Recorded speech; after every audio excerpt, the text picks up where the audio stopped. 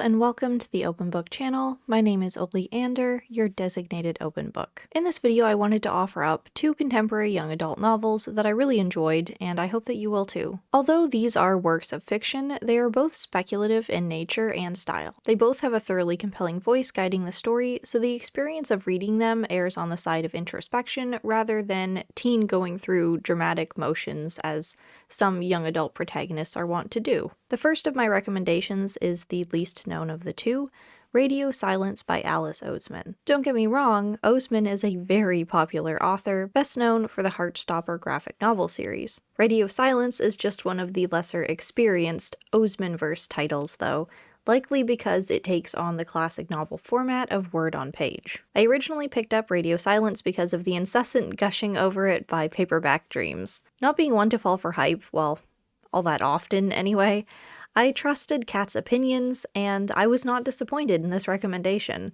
Skip ahead 30 seconds or so if you'd like to skip the blurb for the book. I'm going to read the Goodreads summary and then add some descriptions of my own on top. What if everything you set yourself up to be was wrong? Frances has been a study machine with one goal. Nothing will stand in her way, not friends, not a guilty secret, not even the person she is on the inside. Then Frances meets Ollie, and for the first time she's unafraid to be herself. So when the fragile trust between them is broken, Frances is caught between who she was and who she longs to be. Now Frances knows that she has to confront her past, to confess why Karis, her sister, disappeared. Frances is going to need every bit of courage she has. Encouraging with themes of identity, diversity, and freedom to choose, Radio Silence is a tour de force by the most exciting writer of her generation.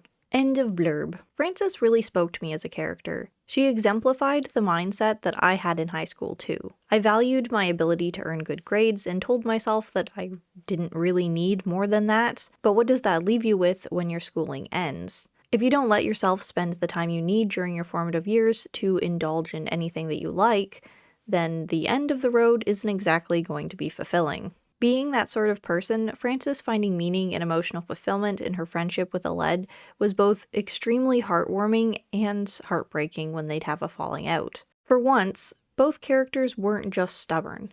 As I was reading, I could visibly see their flaws in navigating relationships and how those tendencies stemmed from their parents' influence and a lack of meaningful friendships from others up until that point. Radio Silence did an excellent job navigating the usual tired trope of miscommunication, where the whole plot or relationship could be solved with one sentence. As much as I yearned for Frances and Ollie to be able to talk things out at some points, I deeply felt why they couldn't advocate for themselves enough to fix the one relationship that they had that brings them happiness. I gotta admit, as someone with childhood friendship abandonment issues, this novel knew exactly how to access those emotions. I have very rarely cried while reading, but Alice Oseman has made me weepy more than once now. My second recommendation is not atypical in the slightest, and it's The Perks of Being a Wallflower by Stephen Chbosky. Unlike other teens in my year, I wasn't given the text to read in school. Reading it for the first time as an adult, I can fully appreciate why The Perks of Being a Wallflower was so favored among high school readers, and I'm sad that I missed out. I feel I would have related to Charlie about as much as I related to Frances in Radio Silence. I'm going to read the Goodreads blurb now and then add my 2 cents in the follow-up. Standing on the fringes of life offers a unique perspective, but there comes a time to see what it looks like from the dance floor. This haunting novel about the dilemma of passivity versus passion marks the stunning debut of a provocative new voice in contemporary fiction, The Perks of Being a Wallflower. This is a story of what it's like to grow up in high school. More intimate than a diary, Charlie's letters are singular and unique, hilarious and devastating. We may not know where he lives. We may not know to whom he is writing. All we know is the world he shares. Caught between trying to live his life and trying to run from it puts him on a strange course through uncharted territory. The world of first dates and mixed tapes, family dramas and new friends. The world of sex, drugs, and the Rocky Horror Picture Show, when all one requires is the perfect song on that perfect drive to feel infinite. Through Charlie, Stephen Chbosky has created a deeply affecting coming-of-age story, a powerful novel that will spirit you back to those wild and poignant roller coaster days known as growing up. So the thing that struck me about the protagonist Charlie is that, as I interpreted him, and as the blurb later clarified because I didn't read it ahead of time, I just knew it's a classic, so I'm supposed to read this book.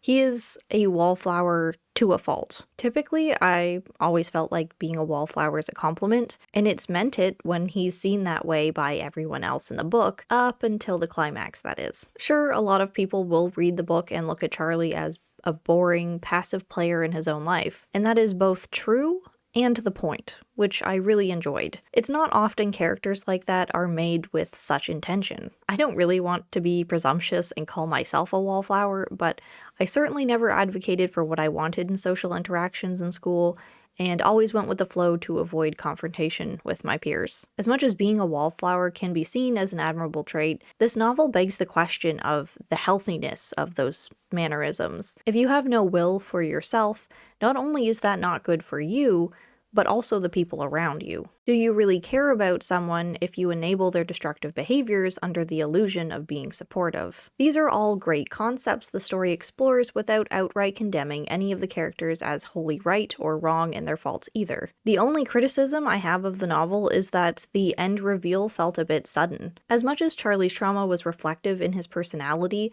and many of the thoroughly despairing things that he does along the way, but I usually find with stories like these that there's not as much time spent on the resolution as I'd like, but that's a personal preference. Maybe I'm just a sucker for a good epilogue chapter that doesn't actually add anything to the already ended story, so much as let the reader linger a little longer if they need to. Even though Radio Silence and The Perks of Being a Wallflower are novels technically intended for younger adults, I thoroughly enjoyed their depth of character and exploration, and I would recommend them to anyone at any age. If you missed reading one in high school like I did, they'll always still be worth picking up as an adult. Let me know in the comments if you like either of these reads, and please recommend any more that fall into the same vein of story. As always, thank you so much for watching. If you'd like to support me or this channel, you can find a link to the Open Book socials in the description below. An extra special thank you to the Open Book supporters, you're the best, and I will see you in the next video. Bye!